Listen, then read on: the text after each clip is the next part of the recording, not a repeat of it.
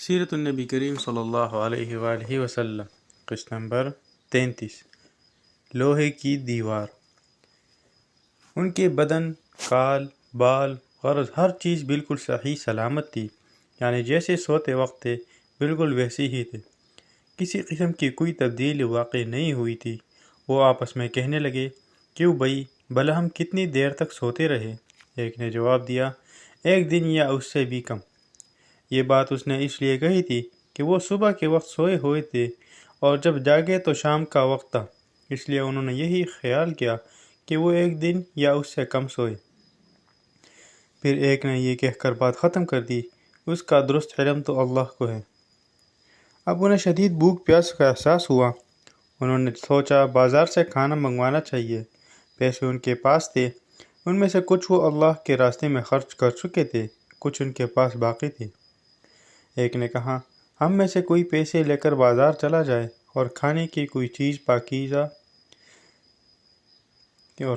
پاکیزہ اور عمدہ چیز لے آئے، اور جاتے ہوئے اور آتے ہوئے اس بات کا خیال رکھے کہ کہیں لوگوں کی نظر اس پر نہ پڑ جائے۔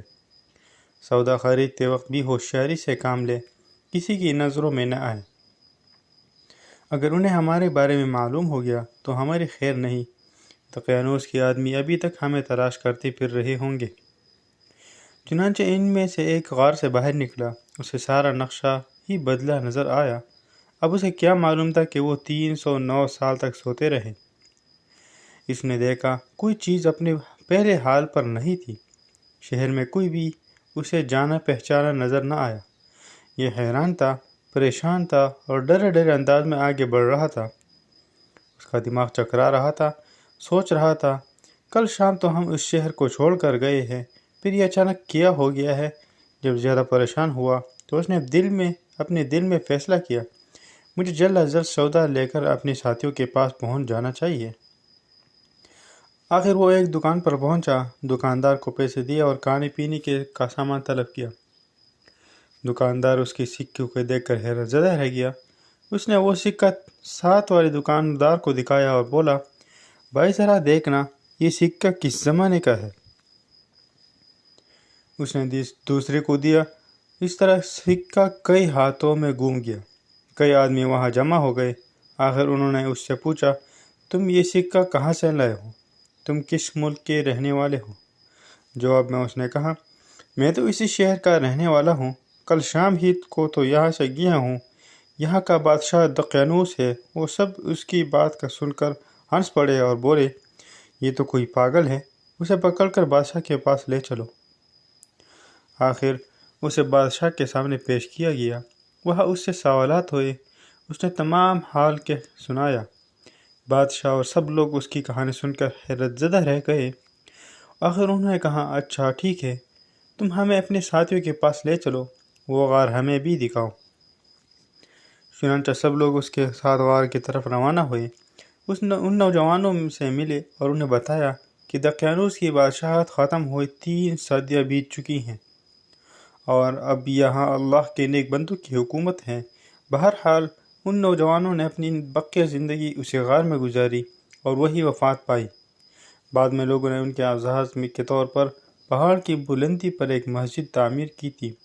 ایک روایت یہ بھی ہے کہ جب شہر جانے والا پہلا نوجوان لوگوں کو لے کر غار کے قریب پہنچا تو اس نے کہا، تم لوگ یہی ٹھہرو، میں جا کر انہیں خبر کر دوں۔ اب یہ ان سے الگ ہو کر غار میں داخل ہو گیا۔ ساتھ ہی اللہ تعالیٰ نے ان پر پھر نیند طاری کر دی۔ بادشاہ اور اس کے ساتھی اسے تلاش کرتے رہ گئے، نہ وہ ملا اور نہ ہی وہ غار انہیں نظر آیا۔ اللہ تعالیٰ نے ان کی نظروں سے غار کو اور ان سب کو چھپا دیا۔ ان کے بارے میں لوگ خیال ظاہر کرتے رہے کہ وہ 7 تھے، 8واں ان کا کتا تھا، یا وہ 9 تھے، 10واں ان کا کتا تھا۔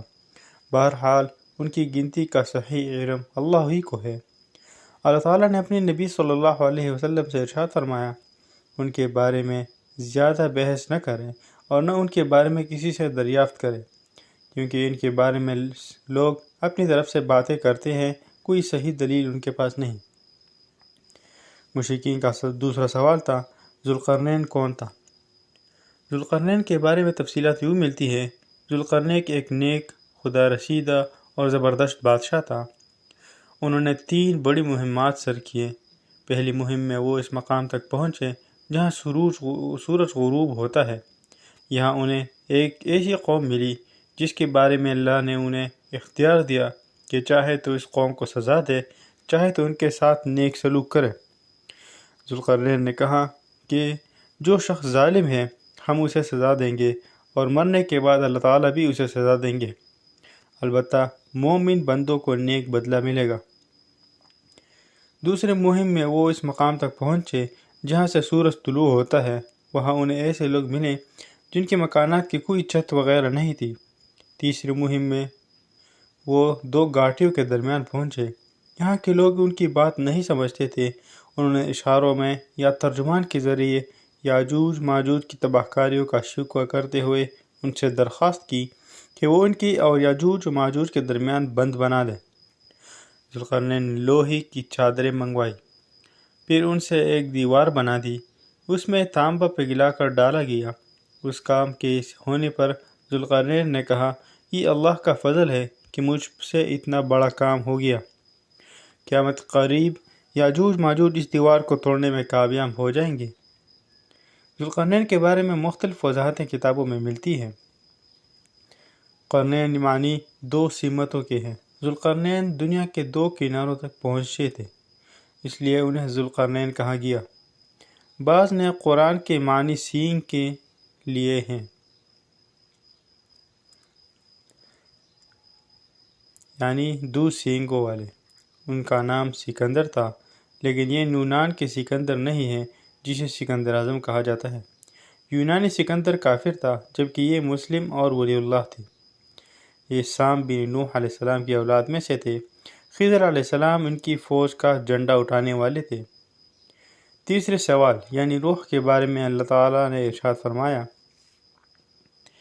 یہ لوگ آپ سے روح کے بارے میں پوچھتے ہیں، آپ فرما دیجئے کہ روح میرے رب کے حکم سے قائم ہے، یعنی روح کی حقیقت اسی کے علم میں ہے، اس کے سوا اس کے بارے میں کوئی نہیں جانتا۔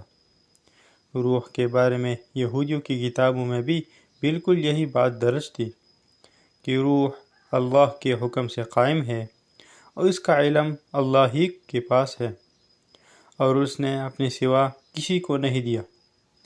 یہودیوں نے مشرکوں سے پہلے ہی کہہ دیا تھا کہ اگر انہوں نے روح کے متعلق کچھ بتایا تو سمجھ لینا وہ نبی نہیں ہے۔ اگر صرف یہ کہا کہ روح اللہ کے حکم سے قائم ہے تو سمجھ لینا کہ وہ سچے نبی ہیں۔ آپ نے بالکل یہی جواب ارشاد فرمایا۔ لگے ہاتھوں یہاں ایک واقعہ بھی سن لیں۔ جب مسلمانوں نے ہندوستان فتح کیا تو ہندو مذہب کا ایک عالم مسلمان عالموں سے مناظرہ کرنے کے لیے آیا ہے۔ اس نے مطالبہ کیا، میرے مقابلے میں کسی عالم کو بھیجو۔ اس پر لوگوں نے امام رکن الدین کی طرف اشارہ کیا۔ سلسلہ بڑھتا جائے گا، اگلی قسط میں انشاءاللہ اس کی تفصیل دی۔